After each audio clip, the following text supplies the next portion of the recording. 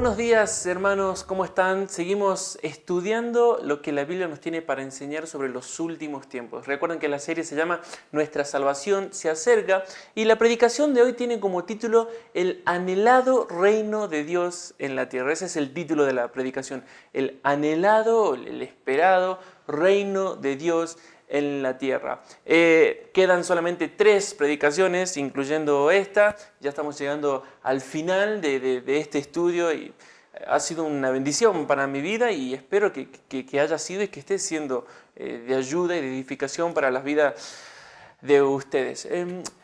Jesús, luego de morir y resucitar, pasa 40 días con sus discípulos enseñándoles acerca del reino de Dios. Eso está en Hechos 1, versículo 3. Cumplido ese tiempo, Jesús con sus discípulos salen hasta el Monte de los Olivos, como está en el versículo 12 del capítulo 1 de Hechos, y en ese lugar Jesús les da sus últimas instrucciones a sus discípulos. Entonces los versículos 9 al 11 del capítulo 1 de Hechos dice lo siguiente: y habiendo dicho estas cosas, viéndolo ellos, Jesús fue alzado y le recibió una nube que le ocultó de sus ojos. Y estando ellos con los ojos puestos en el cielo, entre tanto que él se iba, he aquí se pusieron junto a ellos 2 varones con vestiduras blancas, los cuales también les dijeron: varones galileos, ¿por qué estáis mirando al cielo? Es una pregunta un poco obvia, ¿no? Un milagro increíble, Jesús comienza a volar al cielo. Este mismo Jesús, continúan los ángeles, que ha sido tomado de vosotros al cielo, así vendrá como le habéis visto ir al cielo. Esta promesa que le hacen los ángeles a los discípulos de que Jesús iba a volver es la misma profecía que se encuentra en Zacarías 14:4. Zacarías 14:4 dice: y se afirmarán sus pies en aquel día. Si usted lee el contexto, está hablando del día del Señor, lo que venimos hablando. Se afirmarán sus pies en aquel día sobre el monte de los olivos. Cuando está con sus discípulos desde el monte de los olivos, él asciende a los cielos. Los ángeles dicen: así como él ascendió, va a volver acá. Y Zacarías 14 ya había profetizado de que cuando el Mesías venga, iba a poner sus pies sobre el monte de los olivos que está enfrente de Jerusalén al oriente. Pero también Zacarías nos dice algo muy, muy importante en el versículo 9 del mismo capítulo 14. Zacarías dice: y Jehová será rey sobre toda la tierra. Es decir, que Zacarías está profetizando: cuando el Mesías ponga sus pies sobre el monte de los olivos, será rey sobre toda la tierra. Este regreso de Jesús está descrito en Apocalipsis 19 del 11 al 21. Lo mencionamos rápidamente en la predicación anterior. Jesús regresa del cielo a la tierra con todos sus santos, con toda la Iglesia, destruye a los ejércitos del mundo, agarra al anticristo y al falso profeta y los envía al lago de fuego, los envía al infierno. Ahora, según la profecía de Zacarías, cuando Jesús regrese sobre el monte de los olivos, Él va a venir a reinar sobre la tierra, y esto es exactamente lo que Apocalipsis continúa enseñando que pasa luego del regreso de Jesús a la tierra. Apocalipsis 20, del 1 al 10. Estos 10 versículos nos dan el panorama general de lo que será el reino de Jesús a la tierra. Si tú lees cronológicamente, en el capítulo 19 Jesús vuelve a la tierra, se celebran las bodas del Cordero, Jesús vuelve a la tierra, destruye a los enemigos de Israel, destruye al falso profeta, al anticristo, y comienza el versículo 20 explicando cómo será ese reino del Mesías, tal como había profetizado Zacarías en el capítulo 14. Como dije hace un momento, los versículos del 1 al 10 del capítulo 20 nos dan un panorama amplio, un panorama general de lo que será este reino de Jesús en la tierra. Los detalles, por otro lado, los detalles se los encuentra en varios pasajes del Antiguo Testamento. Este reino de Jesús en la tierra es comúnmente conocido como el milenio. Cuando ustedes lean los versículos del 1 al 10 del capítulo 20 de Apocalipsis, si prestan atención, la palabra 1000 años, la frase 1000 años, se menciona 6 veces. Como que el autor quiere dejar bien en claro que este reino va a durar 1000 años. Si en 10 versículos 6 veces se repite una afirmación, es como que te está diciendo bien claro, este reino va a durar 1000 años. De ahí viene el nombre de el milenio. Por lo tanto, cuando tú escuchas a una persona hablar sobre el milenio, seguro que está hablando de este periodo de tiempo descrito en Apocalipsis 20, del 1 al 10. Bueno, nos tenemos que hacer una pregunta. ¿Cómo será este reino de Jesús, este tan anhelado por la iglesia, ¿no? No por el mundo. El mundo tiene sus deseos aquí, pero los santos del Altísimo anhelan que el Señor vuelva a reinar. Jesús mismo nos enseñó, ¿no? En Mateo, que tenemos que pedir, venga tu reino. Por favor, Señor, que venga tu reino. Ahora, ¿cómo será este reino sobre la tierra?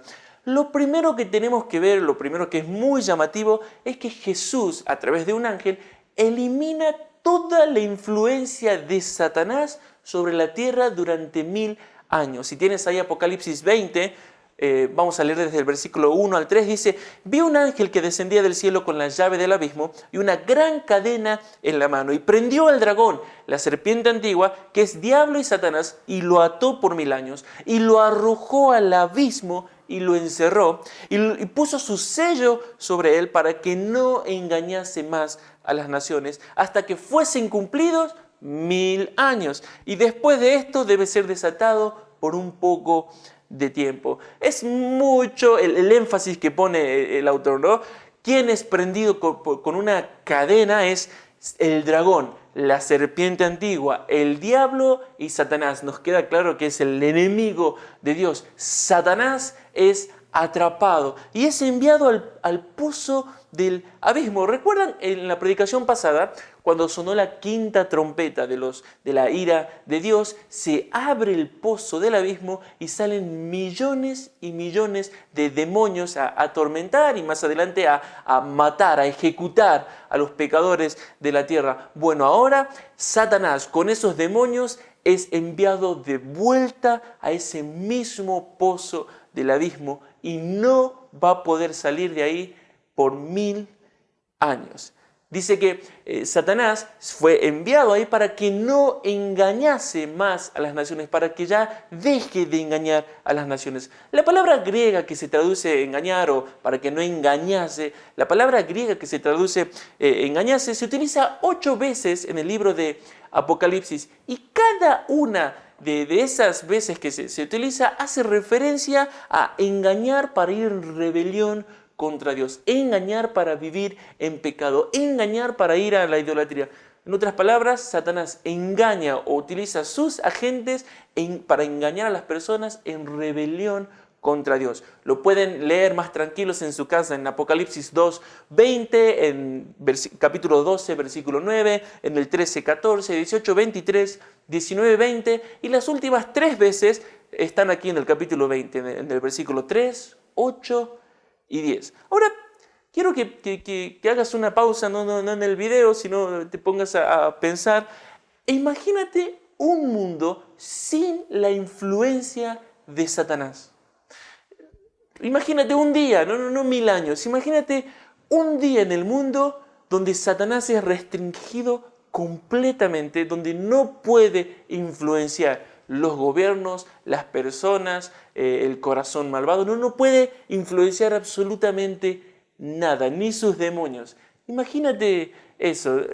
A mí se me hace muy difícil. No sé si tú te puedes imaginar porque estamos acostumbrados a tanta corrupción, tanto pecado, tanta maldad que nos es casi imposible. Es algo desconocido, es algo irreal, ¿no? Es algo súper raro. Cada nueva ideología, cada gobierno, cada ley que se promulga, cada cosa que este mundo ama, que este mundo valora, lo que este mundo estima, el sistema de pensamiento contrario a Dios tiene un punto de inicio en común y ese punto es Satanás. Satanás es el Dios de este siglo, dice la Biblia en Efesios. Así que otra vez solo trata de imaginar lo increíble que será la vida en este reino de 1000 años sin la influencia de Satanás. El tentador ya no va a estar. Imagínate solo eso. Nosotros como cristianos anhelamos ese tiempo, ¿no? Donde ya no estemos luchando con la carne, la tentación, los deseos de los ojos. Primera de Juan dice, ¿no? Los deseos de los ojos, la vanagloria de la vida. Es todo este sistema satánico creado por Satanás para engañar tu corazón, llevarte a vivir por cosas que no valen la pena y para que vivas al final de cuentas en rebelión contra Dios. Así que lo primero que hace el escritor de Apocalipsis al describirnos este imperio, este reino de Jesús, este milenio, es Satanás no va a estar. ¡Wow!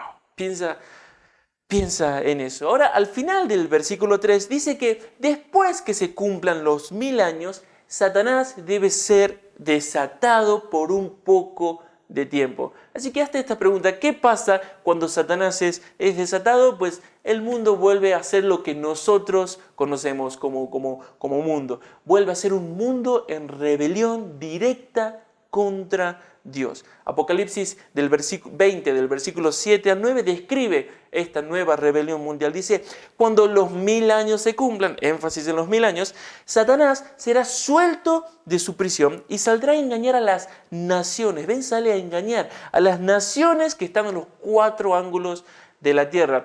Cuando dice 4 ángulos, creo que lo expliqué en una predicación pasada, pero cuando dice 4 ángulos no está diciendo que la Tierra es plana, sino era una forma de decir de toda parte del planeta Tierra, de todos los lugares de la Tierra. Satanás saldrá a engañar a Gog y a Magog a fin de reunirlos para la batalla. El número, presta atención, el número de los cuales es como la arena del mar. Miles de personas en rebelión contra Dios cuando Satanás es liberado.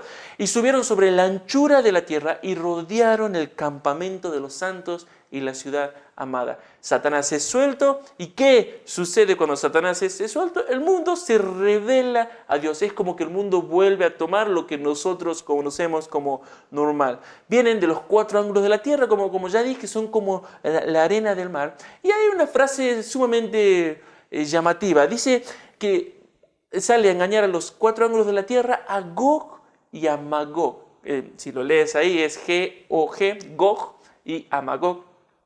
Esta frase Gog y Magog es un título simbólico para representar la rebelión de todo el mundo contra Dios. Gog era el príncipe en la tierra de Magog. Eso está en Ezequiel 38-39. Y justamente estos 2 capítulos de Ezequiel nos muestran cómo este príncipe Gog es incitado a levantarse contra Israel. Desde el norte estaba su reino. Desde el norte es incitado para levantarse contra Israel y destruir a Israel por completo. Con el paso del tiempo, según el comentarista William Berkeley, Gog y Magog en el pensamiento judío llegó a representar todo lo que se opone a Dios. Es decir, cuando dice que Satanás se levantará a engañar a toda la tierra, recibe este título de esa rebelión de Gog y Magog. Se van a levantar así como Gog se levantó contra Israel. Con ese odio se van a levantar contra el Mesías y contra su pueblo santo. Así que, una vez más, lo primero que te marca Juan al escribir Apocalipsis es que al comenzar el milenio, Satanás es quitado del medio. Su influencia es limitada, opacada, ya no puede influenciar. Ahora, que Satanás no esté en el milenio no es lo único que va a ser increíble este reino de 1000 años. Lo que va a ser tremendamente glorioso, aparte de eso, será el reino de Jesús con todos sus santos en la tierra.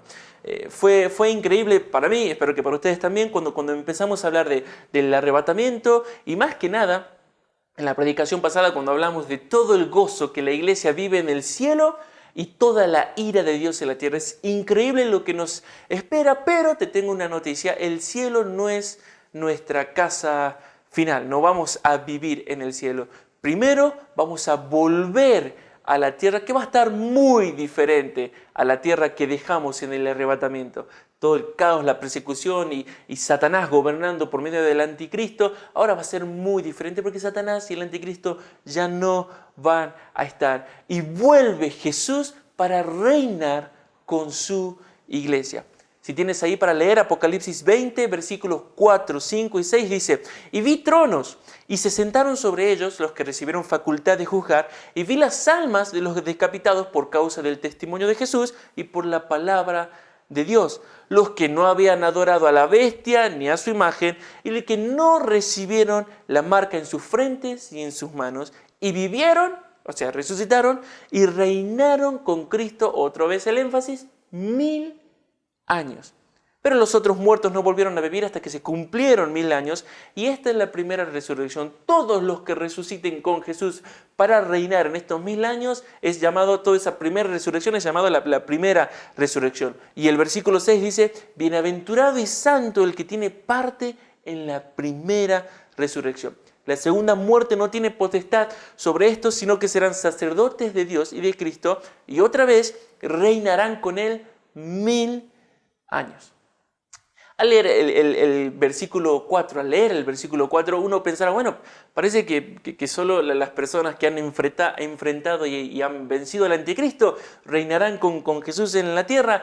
Sin embargo, la Biblia también les promete a otro grupo de personas que iban a reinar en este reino con Jesús. Primero se les promete a los santos del Antiguo Testamento que ellos iban a resucitar y van a reinar con Jesús. Daniel 7:17 está describiendo las 4 bestias, recuerdan que lo vimos, y el versículo 17, Daniel recibe la explicación y dice: estas 4 grandes bestias son 4 reyes que se levantarán en la tierra. Y el versículo 18 del capítulo 7 de Daniel dice: después de estos reinos recibirán el reino los santos del Altísimo y poseerán el reino hasta el siglo, eternamente y para siempre. Los santos del Antiguo Testamento, los santos del Altísimo reinarán con Jesús. Jesús también les promete a sus discípulos, a los 12 apóstoles que iban a reinar. Mateo 19:28 dice: y Jesús les dijo: de cierto os digo que en la regeneración, es otro título para el milenio, cuando el Hijo del Hombre se siente en su trono de gloria, vosotros que me habéis seguido, también os sentaréis sobre 12 tronos para juzgar a las 12 tribus de Israel. Tenemos los santos del Antiguo Testamento, tenemos a los discípulos, y luego también se lo promete a la iglesia. En 2 de Timoteo 2:12 Pablo dice: si sufrimos, también reinaremos con él. Si sufrimos por su causa, también reinaremos con él. Y más adelante, en el mismo Apocalipsis, capítulo 2, 26 y 27, Jesús hace esta promesa: al que venciere y guardare mis obras hasta el fin, yo le daré autoridad sobre las naciones. En esta serie fui haciendo mucho énfasis y en muchas predicaciones, no sé si te diste cuenta, dije: espera un momento y piensa esto. Dice la Biblia que al que venciere, Jesús les va a dar autoridad sobre las naciones. Piensa esto, vas a gobernar naciones. Y dice el versículo 27 de Apocalipsis 2: y las regirá con vara de hierro y serán quebradas como vaso de alfarero, como yo también lo he recibido de mi Padre. Pienso un minuto, a veces nosotros no podemos hacernos cargo de pequeñas cosas, y sin embargo acá dice: el que venciere, el Señor le va a dar autoridad sobre las naciones. Sobre poco has sido fiel, sobre mucho te pondré, dice Jesús a sus discípulos. Sobre poco. Todo lo que el Señor nos confía. Yo sé que vemos hermanos, y hay hermanos que tienen muchísimo trabajo. Pero, dice la Biblia, si eres fiel en cada cosa que el Señor te confía, luego Él te dará autoridad sobre las naciones. Eso es increíble. Piensa en esto. Vas a gobernar naciones. Pablo dice: nosotros juzgaremos los ángeles. Es algo que nosotros ni nuestro perro no nos hace caso, pero o nuestro gato, lo que sea, y el Señor nos dice: ustedes van a reinar conmigo, van a tener autoridad. Va a ser increíble. Así que todos los santos, tanto del Antiguo como del Nuevo Testamento, van a reinar con Jesús. Y tú me haces la pregunta, ¿y cómo vamos a reinar? Porque son millones de millones. La respuesta es muy sencilla, no tengo idea. Jesús lo va a hacer, Jesús va a determinar cómo. Recuerda que los megas terremotos, todo habrá cambiado, toda la forma de la tierra, así que no sabemos cómo el Señor se va a encargar de hacernos gobernar. Lo que sí sabemos es que Él lo va a hacer. Nosotros no nos preocupamos del cómo, eso se lo dejamos a Él. Nosotros tenemos que creerle a lo que Él nos dice.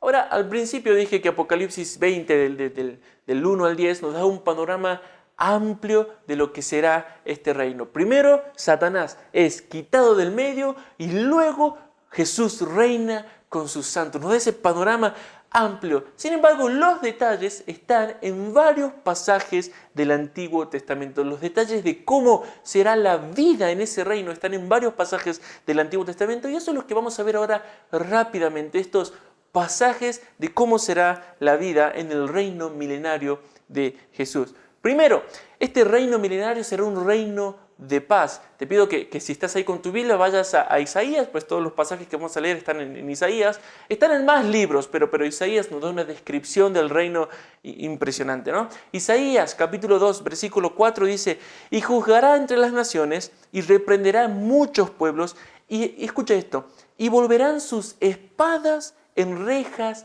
de arado y sus lanzas en hoces. No alzará espada nación contra nación, ni se adiestrarán más para la guerra. Paz, la tan anhelada paz mundial solo va a venir cuando Jesús reine. Más adelante acompáñame al capítulo 9 de Isaías, hablando de Jesús, este príncipe de paz. El versículo 7 del capítulo 9 de Isaías dice: lo dilatado de su imperio y la paz no tendrán límites. Lo dilatado de su imperio, cubrirá su imperio toda la tierra, pero la paz no tendrá límites. Paz. Eso es lo primero que podemos ver. Lo segundo es que va a ser un reino de justicia. El capítulo 11, vaya conmigo a 11, versículo 1, dice: saldrá una vara del tronco de Isaí y un vástago retoñará de sus raíces. Está diciendo que el Mesías saldrá desde la descendencia de David. Isaí fue el padre del rey David. Y si el Mesías sale de Isaí es porque es de la descendencia real de este rey David. Y el versículo 2 dice: y reposará sobre él el espíritu de Jehová, espíritu de sabiduría y de inteligencia, espíritu de consejo y de poder, espíritu de conocimiento y de temor de Jehová, y le hará entender diligentemente en el temor de Jehová. Presta atención ahora. No juzgará según la vista de sus ojos, ni arguirá por lo que oigan sus oídos. Recuerdan que hablamos en la predicación pasada que los juicios y la ira de Dios es según verdad. Ya que dice, no va a juzgar según así algo que escuchó por ahí. No. Dice el versículo 4 de Isaías 11, sino que juzgará con justicia a los pobres y arguirá con equidad por los mansos de la tierra. Y herirá la tierra con la vara de su boca y con el espíritu de sus labios matará al impío.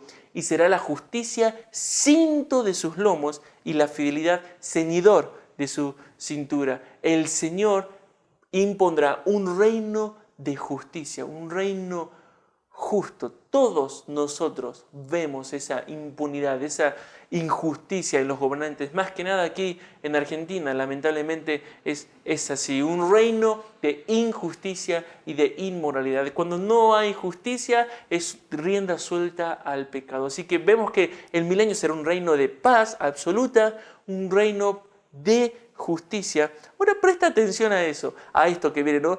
En el milenio el reino animal será transformado. El reino animal será transformado. Mira lo que dice el versículo 6 de Isaías 11.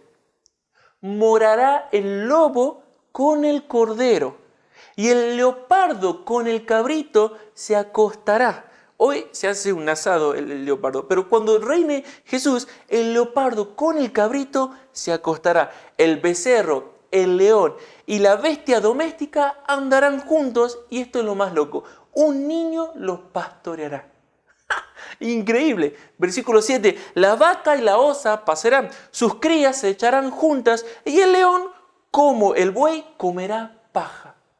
Rarísimo, completamente rarísimo. Y el versículo 8 es más loco aún. Y el niño de pecho jugará sobre la cueva del áspid y el recién destetado extenderá su mano sobre la caverna de la víbora.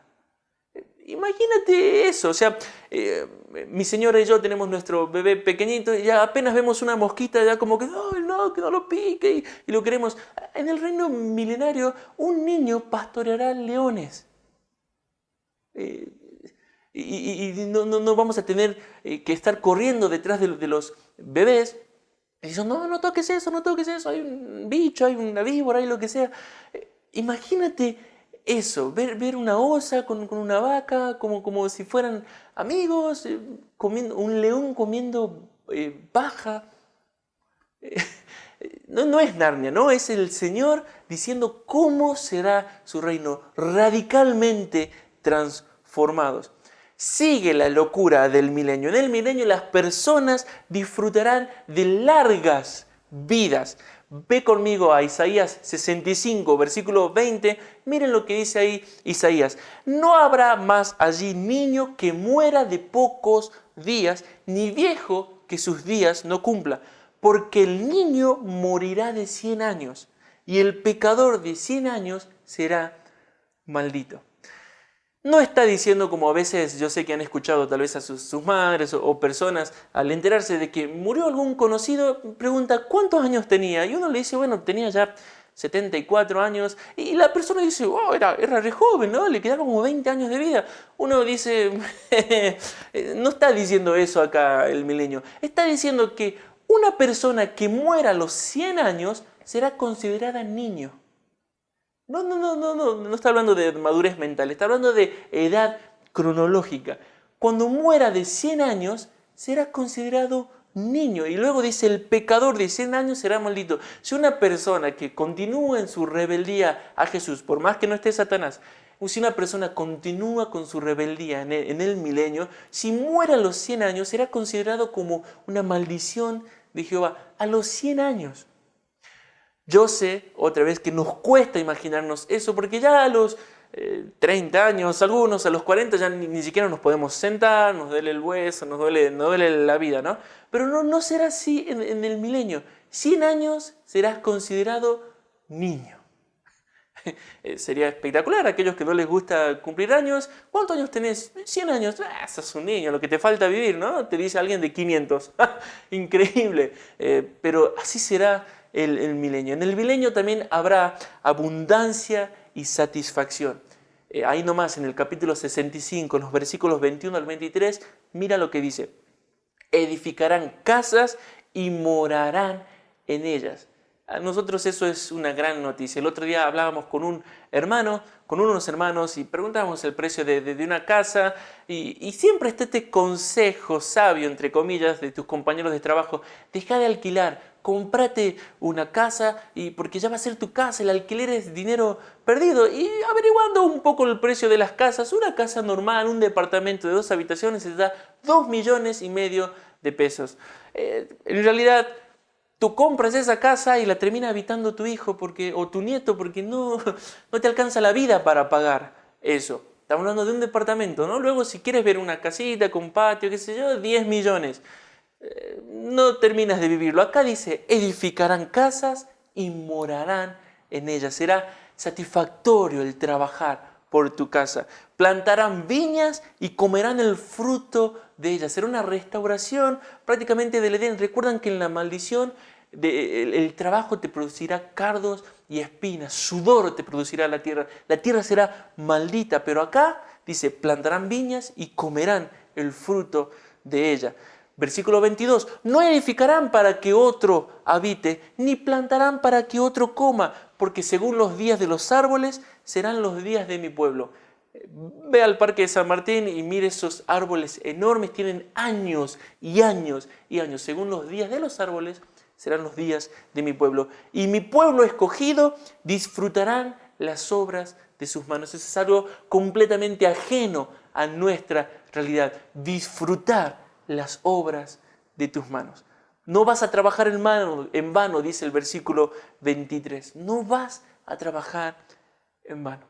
El pastor John MacArthur, en su comentario de Apocalipsis 20, dice lo siguiente sobre el milenio. Con esto ya vamos a ir terminando. Dice, imaginemos un mundo regido por la justicia y la bondad. Un mundo en el que no haya injusticia, donde ningún tribunal dicte un veredicto injusto y donde todos se les trate con justicia. Imaginemos un mundo en donde lo que es verdadero, recto y digno influye en todos los aspectos de la vida, incluso en las relaciones interpersonales, en el comercio, en la educación y en el gobierno. ¡Wow! Imaginemos un mundo donde hay impuesta una paz completa, total y permanente, y donde abunda el gozo y prevalece la buena salud, tanto que las personas viven durante siglos. Imaginemos un mundo donde no hay maldición, donde se restaura el medio ambiente a la pureza original del huerto del Edén, donde reina la paz en el reino animal. Imaginemos un mundo gobernado por un perfecto y glorioso gobernante que combate instantánea y firmemente el pecado. Desde el punto de vista humano, continúa MacArthur, tal descripción pudiera parecer ilógica, una ilusoria fantasía que nunca pudiera convertirse en realidad. Sin embargo, esta ilusión, o lo que acabamos de describir, dice, sin embargo, describe exactamente la situación que habrá durante el futuro reino terrenal del Señor Jesucristo. La tierra restaurada y radicalmente reconstruida constituirá el paraíso recobrado. Es una locura. Viviremos como en un nuevo Edén, por así decirlo, por 1000 años. Hermanos, es cierto que el futuro inmediato de la iglesia es de dolor, de tribulación y de sufrimiento, pero nuestro futuro eterno es mucho mejor. Todas las predicaciones que venimos viendo en la serie capaz que nos llenaron de miedo, pero con la predicación pasada, lo que vamos a vivir en el cielo, y luego cuando volvamos a la tierra, lo que estamos viendo ahora, lo que vamos a experimentar, sobrepasa, no tiene comparación nuestro gozo eterno con nuestro sufrimiento temporal. Toda tu vida ahora, tus luchas, tus problemas, tus tentaciones, tus debilidades, tus enfermedades, no es todo lo que hay. Así que es necesario que llenemos nuestro corazón de estas promesas, de lo que nos espera para poder perseverar en esta tierra. No pongamos nuestra esperanza en gobernantes ni en nuevos partidos políticos, porque cada promesa a través de la historia de la humanidad, cada promesa del hombre ha terminado en una catástrofe, en decepción, en vacío y en sin sentido. La Biblia es clara al mostrarnos que solo cuando Jesús reine tendremos una vida plena y satisfecha en esta tierra. Así que, hermano, vive tu vida a la luz de la eternidad. Vive tu vida con estas promesas en tu corazón. Anhelamos que venga tu reino. Anhelo que a partir de esta predicación oremos con más fervor. Venga tu reino, Señor, por favor, venga tu reino. Les mando un abrazo enorme, hermanos, que el Señor los bendiga.